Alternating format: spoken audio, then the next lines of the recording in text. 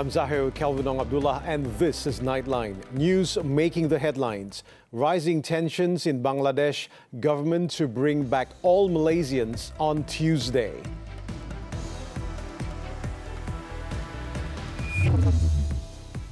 And 8 council staff nabbed for allegedly taking 12,000 ringgit a month bribe.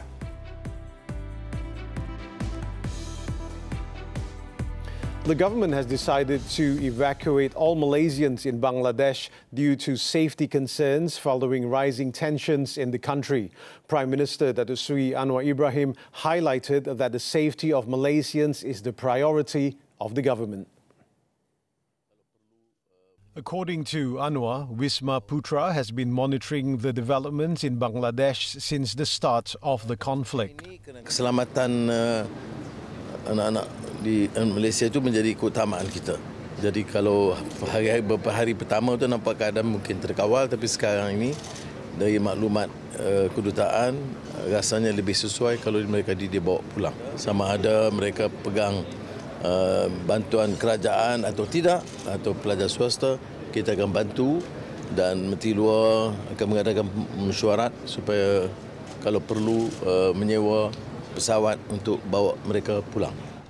According to reports, there are currently 192 Malaysians in Bangladesh who are registered with the High Commission of Malaysia in Dhaka. The number is made up of 124 students, 10 family members of embassy workers, and the remaining 58 are non-students. Meanwhile, Datuk Seri Muhammad Hassan said arrangements had been made with several government agencies for the evacuation, including the National Security Council and the management of Air Asia Berhad to bring them home. The Foreign Minister said a special Air Asia A330 aircraft was scheduled to arrive at Hazrat Shah Jalal International Airport in Dhaka at 10 a.m. local time on Tuesday. Kita akan bawa satu wide body yang berkapasiti 350 orang. Kita bawa besar sikitlah ya, kerana jika ada last minute warga Malaysia yang tidak berada di dalam radar kita, kerana kita dapati ada juga beberapa orang pilot rakyat Malaysia yang bertugas dengan airline di sana yang juga ada keluarga yang mohon untuk balik bersama. Earlier, Muhammad met with the families of Malaysian students in Bangladesh at his office in Putrajaya. He said the ministry is also making arrangements with the Bangladesh government to ensure Malaysians are given security clearance to safely go to the High Commission building on Monday and to the airport on Tuesday morning.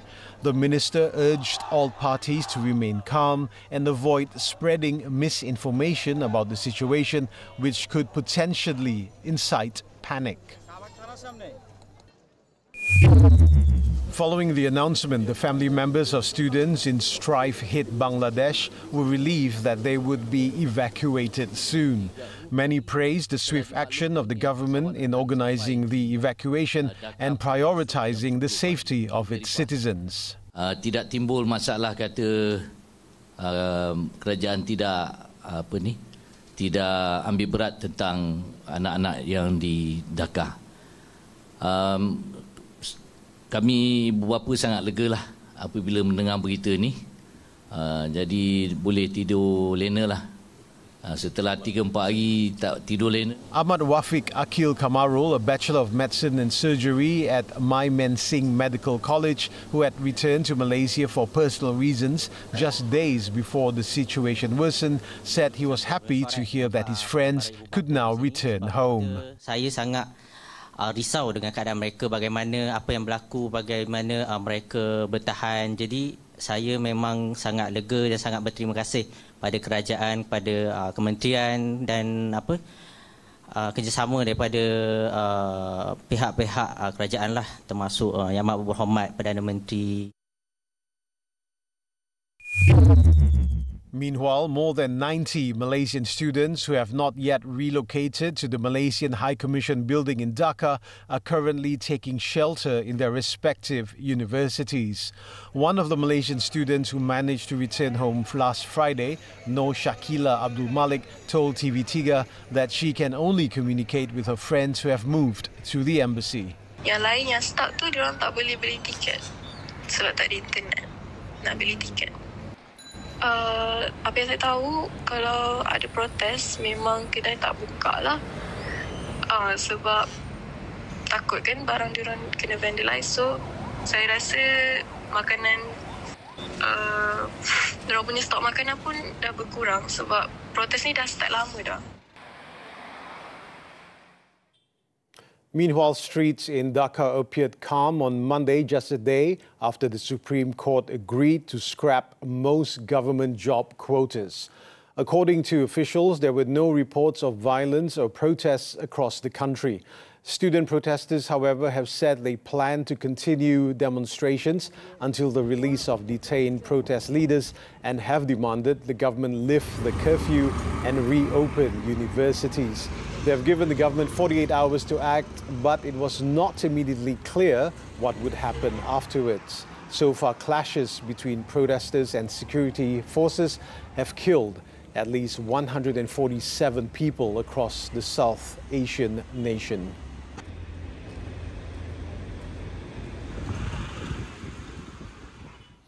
The government is confident of reducing the country's sovereign debt to 86 billion ringgit this year.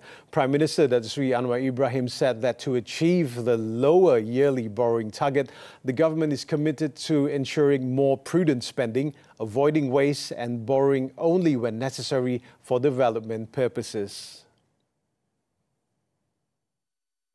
Speaking at the 2024 National Tax Conference on Monday, Anwar said that subsidy rationalisation is one of the efforts to help reduce the government's yearly borrowings.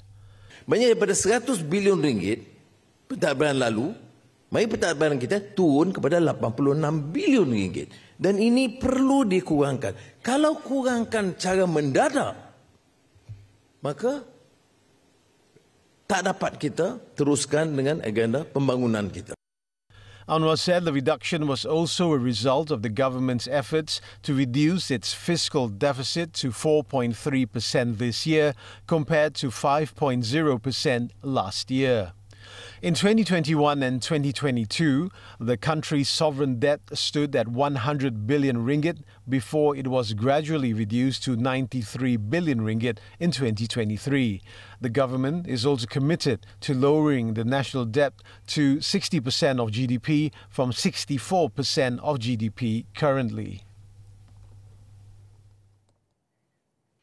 The Home Affairs Ministry, through the Immigration Department, will increase the number of automatic gate systems, or autogates, at Malaysian airports. Its Minister, Datuk Seri Saifuddin Nasution Ismail, said as many as 40 new autogates will be installed at Kuala Lumpur International Airport, KLIA, Terminals 1 and 2, while additional facilities in Pulau Pinang are being identified. Jadi KSUC akan menguruskan dari segi perolehan. Jadi apa lagi, kami pun mengejar masa kerana tahun depan kita akan mengambil alih pengurusi ASEAN. Jadi terdapat banyak mesyuarat antarabangsa. Jadi yang perlu kami uruskan supaya tidak berlaku kesesakan di pintu masuk. Speaking in a press conference after the 2024 Immigration Day Parade in Putrajaya on Monday, the minister said the move was in line with the expansion of the Autogate facility and also in preparation for Malaysia as ASEAN Chairman 2025 and Visit Malaysia Year 2026. Previously, Saifuddin announced that visitors from 36 more low-risk countries would be allowed to use the Autogate at all entry points that have the facility effective June 1st, 2024. The facility involves all European Union, EU countries, and also Bahrain, Qatar, Oman, Jordan, China, Canada, Hong Kong, and Taiwan.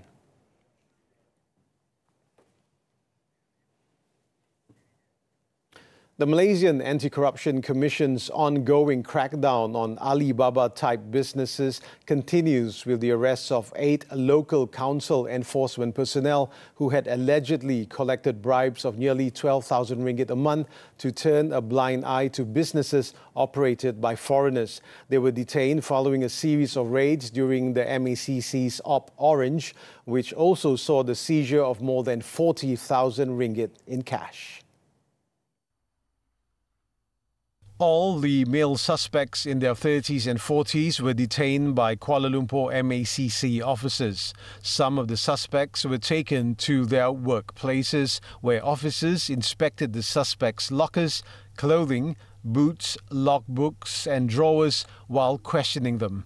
According to sources, 6 months of intelligence gathering revealed that the enforcement personnel were providing protection to the Alibaba-type businesses for between 200 ringgit and 1,000 ringgit per month, receiving nearly 12,000 ringgit monthly from the businesses. The money paid also ensured that the businesses received tip-offs on enforcement operations and allowed them to steer clear of any action that would adversely affect them. Kuala Lumpur MACC Director Datuk Muhammad Fauzi Hussein, when contacted, confirmed the arrest, adding that the case is being investigated under the MACC Act. He said the suspects will be brought to the Kuala Lumpur Magistrates Court on Tuesday for remand application. Ops Orange is a follow-up from Ops Star, where a crackdown on Alibaba-type businesses operated by foreigners saw MACC arresting 6 men and 2 women last week. 6 of them were charged in court and received fines of between 6 and 10,000 ringgit. A purse and a car key believed to belong to the late Nor Farah Kartini Abdullah were found in Sungai Trolak during the search for evidence on Monday. The items were discovered after several hours of search operations conducted by the police together with the police's sub-aquatic forensic unit. The dive team reportedly found the car key roughly 50 meters from a bridge at Kampong Batu Empat at around 11:20 a.m. About an hour later, the team found the purse, located some 5 meters from where the car key was found. It was understood that an identification card belonging to the victim was also found in the purse. The dive team later concluded the search at about 1 p.m. after they were satisfied with the pieces of evidence found during the operation.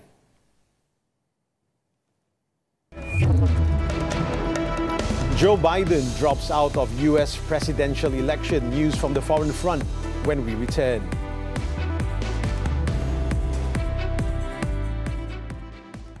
Saya yang akan bantu mengeluarkan saka itu. Setiap pendamping yang diambil ada perjanjiannya. Kalau sangat sembang, formula sana, formula sini, semua orang boleh. Berus gigi pun kau bawa. Aku bukan nak uji DNA dia.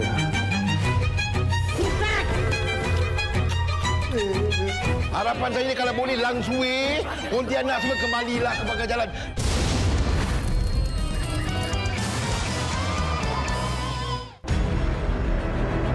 Pembunuhan tragis Nur Farah Kartini. Hari itu dia tak respon, menunjukkan dia di kawasan yang mungkin tak disignal. Kami dah tak tentu hala dah.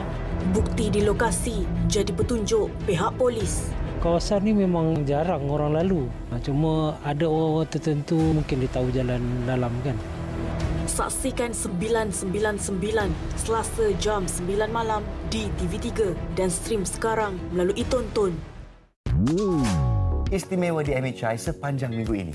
Pempengaruh temberang licik guna populariti untuk kaut keuntungan. Benarkah gangguan makhluk halus mampu jejaskan kesihatan mental? Victory! Mampukah hobi e-sports menjadi kerjaya? Pemberian nama anak, ketahui garis panduan Jabatan Pendaftaran Negara. Dan soal wang, projek rintis sistem e-invoice turut dibincangkan. Jangan lupa temu janji kita Isnin hingga Jumaat 9.30 pagi MHI hanya di TV3. Juga stream melalui Tonton.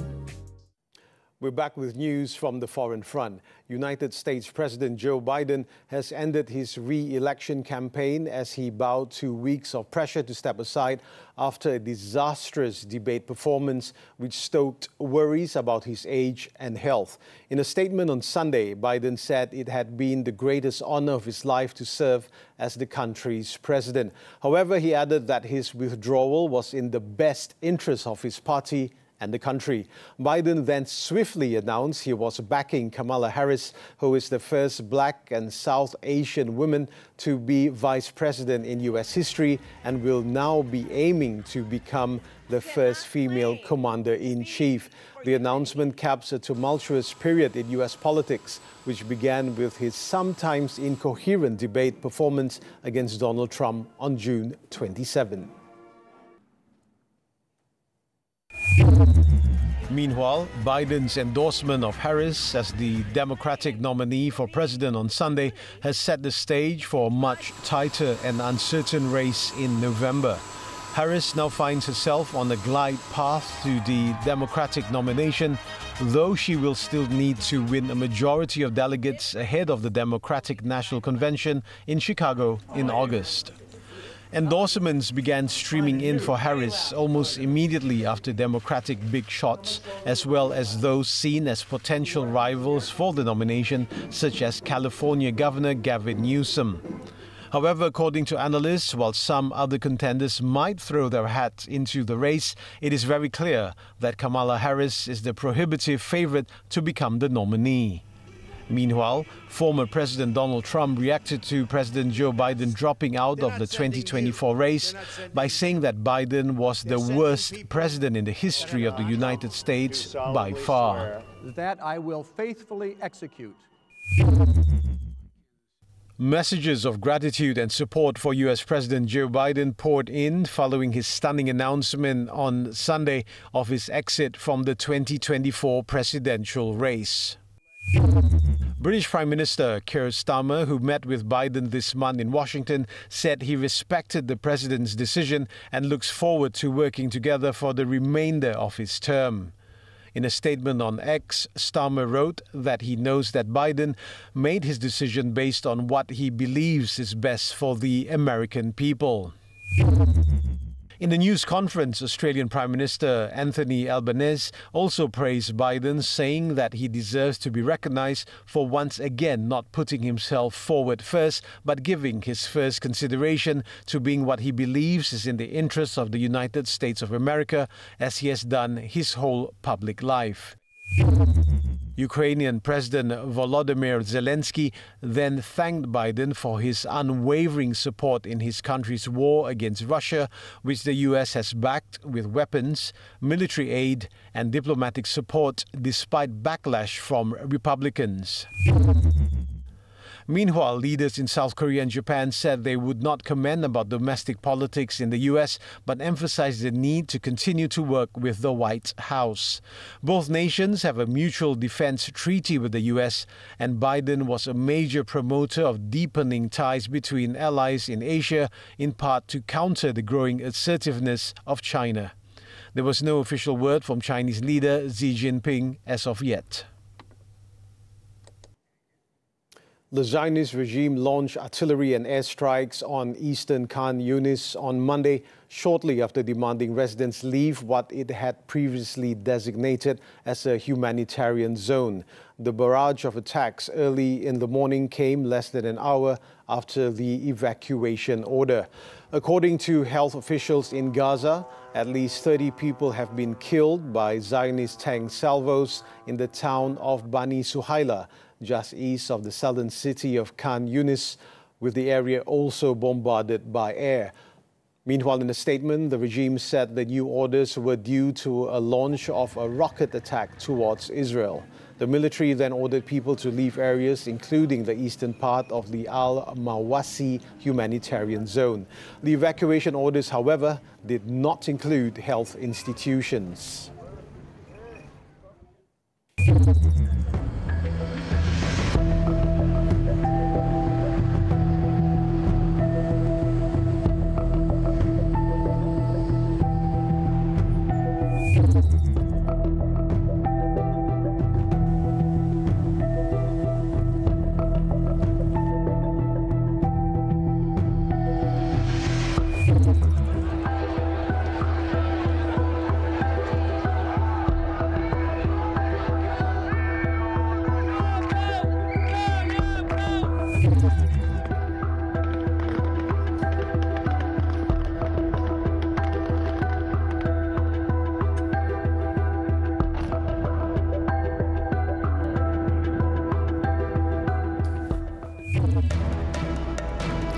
Shofile wins British Open to collect second major title. Sports when we come back.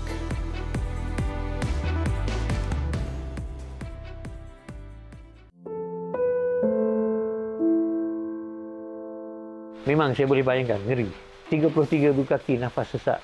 Kita akan susah bernafas. Jenazah yang dikenal pasti sebagai warga Malaysia akan dibawa pulang ke tanah air secepat mungkin. Bila jenazah lambat sampai kat sini, saya rasa satu penyesaan. Masa itulah semua orang peluk mak kan, meraung kan.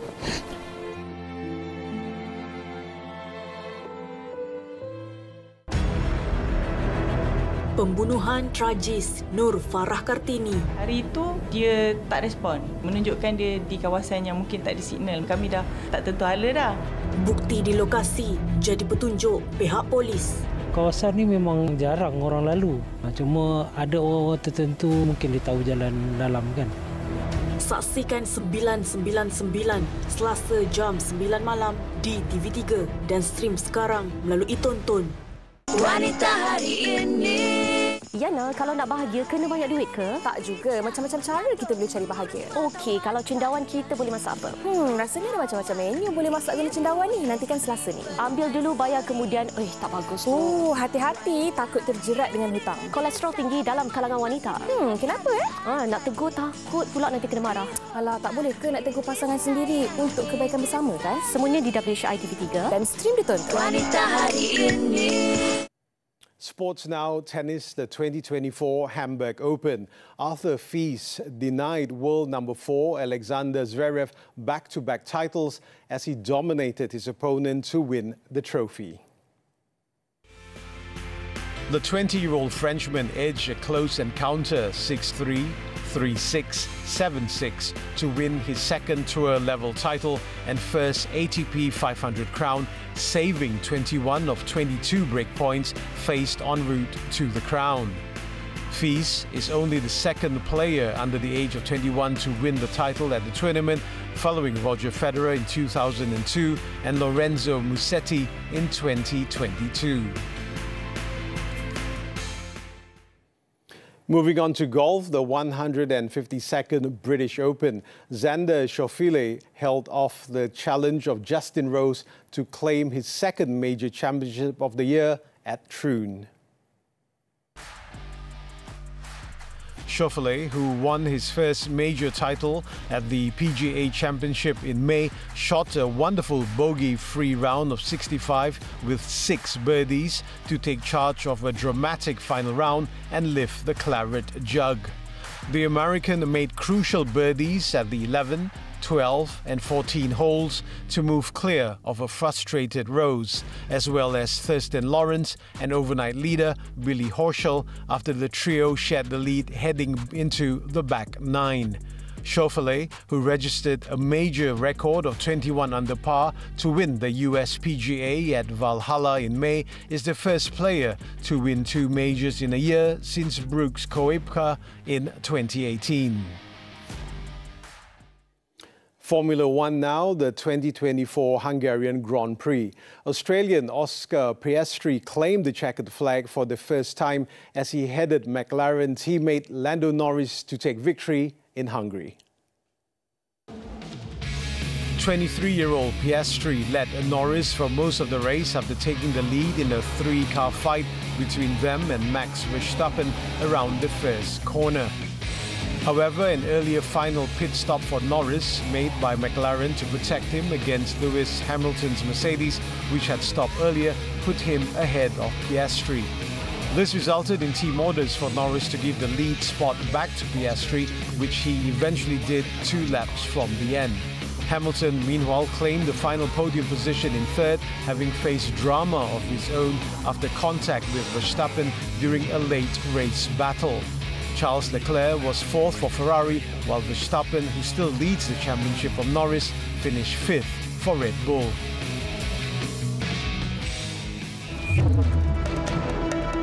Coming up, GRO nabbed drugs worth R1 million seized. Don't go away.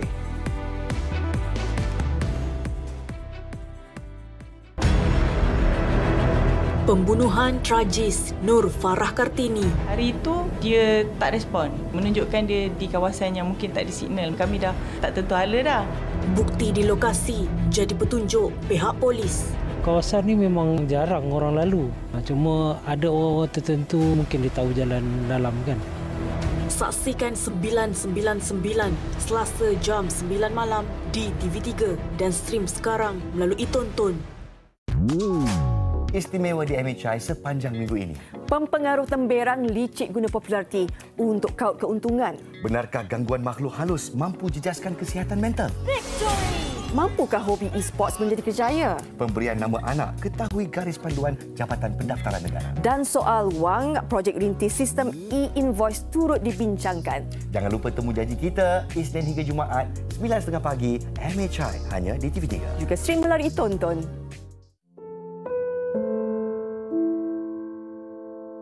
Memang saya boleh bayangkan, ngeri.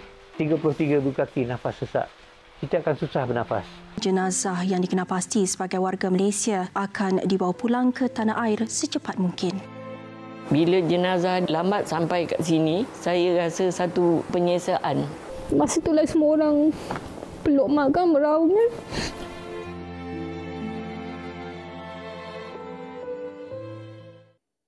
Nightline continues. The Kuala Lumpur High Court has rejected a fresh bid by Datuk Sri Najib Razak and former Treasury Secretary General Tan Sri Muhammad Irwan Seriga Abdullah for a discharge not amounting to acquittal or DNAA in their criminal breach of trust case involving alleged payments of 6.6 billion ringgit to International Petroleum Investment Company IPIC.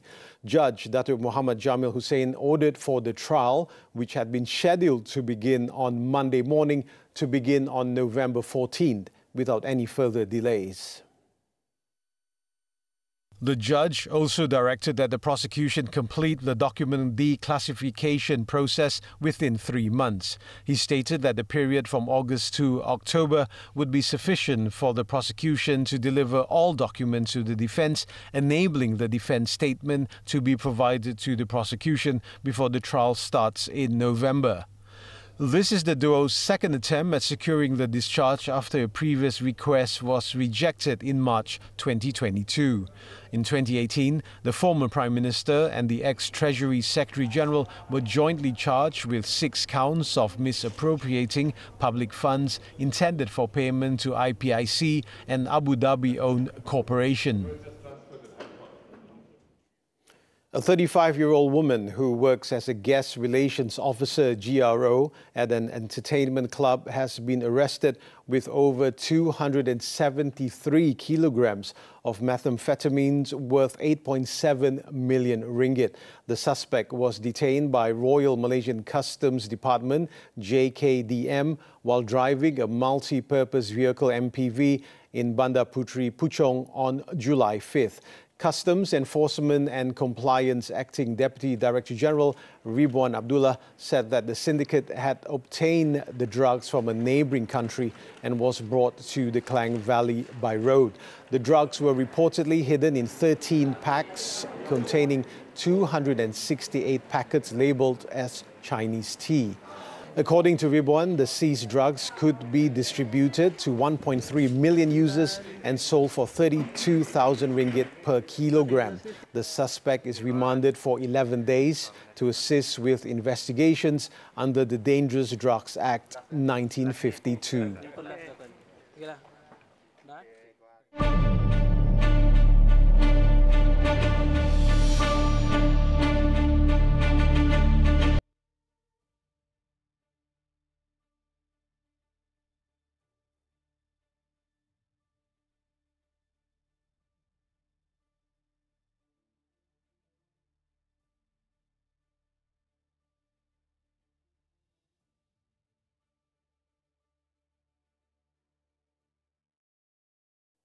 As Nightline draws to a close this time around, let's take a look as 43 athletes from across the globe showed nerves of steel and superb technique while battling for the Highline World Championships title at the world-famous Galaxy Complex at the summit of Krap Son Jeon Mountain. With that, I'm Zahir, Kelvin, Abdullah.